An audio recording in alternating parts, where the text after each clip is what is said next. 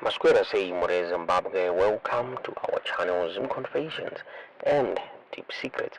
Kana kakitanga kukuya on your channel, please don't forget to subscribe. Kana uchungwa subscribe, but don't forget to comment and share this video. Nasmere Zimbabwe takukirai buditswa irikupisa streets social media nyaya President Emmerson Mnangagwa attended the UN Climate Summit.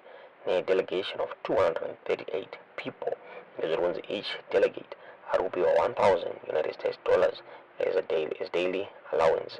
Zvakonzeresa vanokawanda kuti vareise maebros avo vachishamisika nekuwanda kwedelegation yevanhu ivava vaenda naPresident Emmerson Mnangagwa. Vanokawanda vabuda chema vachiti considering the aim the conference iyi hanzi purpose na need yekuendaisa vanhu vakawanda kudai.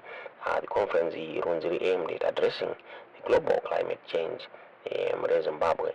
So vanhu vachema vachiti nema-economic challenges ari kufesa Zimbabwe pangawanikwa here pachiendeswa vanhu vakawanda kudai. Ndofunga South Africa yakatumira vanhu vanokwana 51, France ikatumira vanokwana 68, Mozambique ikatumira 78, Botswana ikatumira 39. Zvashamisa vanhu vazhinji kuti Zimbabwe why yatumira vanhu vakawanda kudai. Zvakare zviri kunzi among madelegates aya hanzi pane hama dza First Lady Auxillia Mnangagwa pamwe chete nehama dza President Emmerson Mnangagwa. Zvashamisa vanhu vazhinji kuti nyika yava kutongwa nemafidi dynasty here kana kuti one the political activist majairo sakabuda on his accent achikomenta pamusoro penyaya iyi. Akataura iye achiti Emmerson Mnangagwa also took his relatives and Zimbabwe First Lady's relatives, including their son Collins Mnangagwa, with him. Takanokorwa tsoka ndonyaya yabuditswa namajairos vanochema nekuda kwekupindira kuri kuita mhuri yaMnangagwa mumanyaya dzematongero ezvenyika. Takamboona mai Mnangagwa pavakaenda kuBelarus vakawanikwa vachiisa varoora vavo padelegation yavakaenda nayo. Vanhu vazhinji vakati aiwa nyika yava kutotongwa nemafidi dynasty kai. Zvakonzeresa kuti vanhu vacheme mure Zimbabwe. Zvakare on this issue vanhu vachema nemari iri kunzi iri kushandiswa the government, even the private jet iri kushandiswa yakashandiswa kuenda zvakare ichashandiswa kudzoka hanzi. That jet is very costly. It's one of the most expensive jets mure Zimbabwe. Sinzi hakuna magetsi, mvura iri kunetsa, asi Mnangagwa ari kuwanikwa vachiita matrips ari expensive vachisahama nemhuri dzavo pasi kuti dziwanikwe dzichitora mari mure Zimbabwe. Nyaya yashamisa vanhu vazhinji. Mbari Times yakabuda ichitaura nyaya iyi vachitaura vachiti President Mnangagwa takes delegation of 238 people to UN Climate Summit. Each delegate gets US 1,000 daily allowance. President Emmerson Mnangagwa has raised eyebrows by leading an exceptionally large delegation of 238 people to the 2024 United Nations Climate Change Conference COP29 in Baku. The conference, aimed at addressing global climate change, is hosting numerous world leaders and officials, but Zimbabwe's large delegation has attracted scrutiny due to the country's ongoing economic and humanitarian challenges.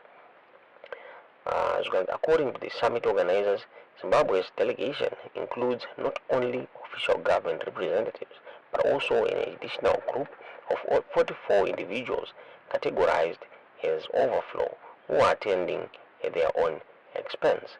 This brings the total Zimbabwean presence to 282 people. For perspective, countries with significantly large populations have sent considerably smaller delegations. South Africa, population 60 million, is sending 51 delegates. France is sending 63, Mozambique 78, and Botswana 39. This substantial delegation has sparked questions regarding the necessity and expense of sending such a large number of representatives.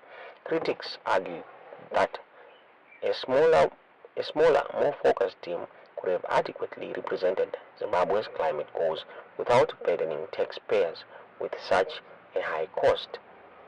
According to reports, each official delegate is receiving a daily allowance of 1,000 for the 5-day summit, resulting in a total expenditure of approximately 1.2 million for these allowances alone.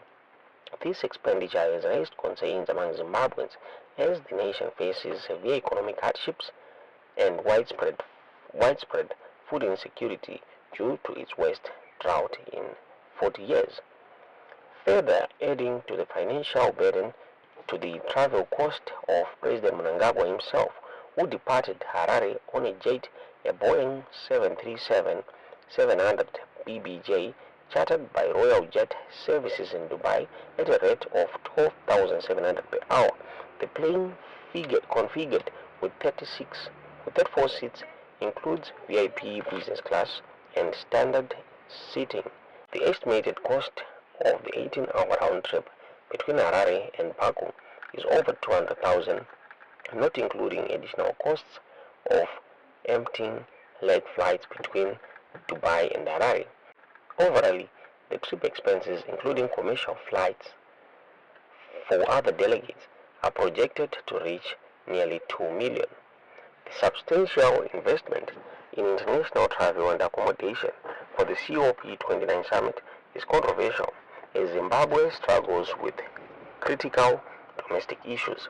Currently, more than half of population is in urgent need of food aid due to prolonged drought and economic challenges. The decision to allocate millions of dollars towards travel and allowances for a climate conference contrasts starkly with the pressing needs within Zimbabwe, where resources are stretched thin. Observers have also pointed out that the delegation size and cost seem disproportionate, particularly for a country with limited funds to address domestic crises. Many have argued that Zimbabwe's climate agenda could have been effectively advanced by a leaner, more strategic team rather than extensive delegation whose high cost diverts resources from urgent local issues. Zimbabwe, like other African nations, is grappling with the impact of climate change, which has intensified droughts, affected agricultural output, and strained water resources. At COP29, Zimbabwe's objectives include seeking climate financing and advocating for increased support for countries bearing a brunt of climate change. However, critics argue that these goals could be pursued with a smaller and a more cost-effective delegation. For many Zimbabweans, the financial resources spent on this trip could have been directed towards essential services, food aid, and climate resilience projects within Zimbabwe itself. The timing and scale of this expenditure have amplified the public frustration, highlighting a perceived gap between government priorities and the everyday realities of Zimbabwe's citizens. The decision to send such a delegation, coupled with the president's high cost of living arrangements, has not gone unnoticed by Zimbabweans and international observers. Social media platforms and local news outlets are abuzz with criticism as citizens call for more transparency and accountability in government spending. Some are demanding that the government provide a detailed justification for the delegation's size and expenses, especially in light of the country's financial strain and humanitarian needs. The large COP29 delegation has opened a large conversation in Zimbabwe about government spending priorities and the need for better resource allocation to support both immediate humanitarian needs and long-term climate resilience. As Zimbabwe continues to face the consequences of climate change, there is a growing call among the public and some policymakers for a more fiscally responsible approach that balances international advocacy with urgent needs of Zimbabwean people. Zimbabwe's participation in global climate discussions remains crucial as the country stands to benefit from international cooperation and support in mitigating climate impacts. However, As the country's leader attends COP29, the challenge will be ensuring that the future engagements are both effective and economically stable. This means balancing Zimbabwe's climate diplomacy efforts with the need to prioritize domestic resilience and resource allocation, a balancing act that will be crucial as the country seeks to address its complex challenge. Ndo nyaya yakaburitswa kwa Zimbabwe. Zimbabwe sei tudzizomurufunga mu comment section.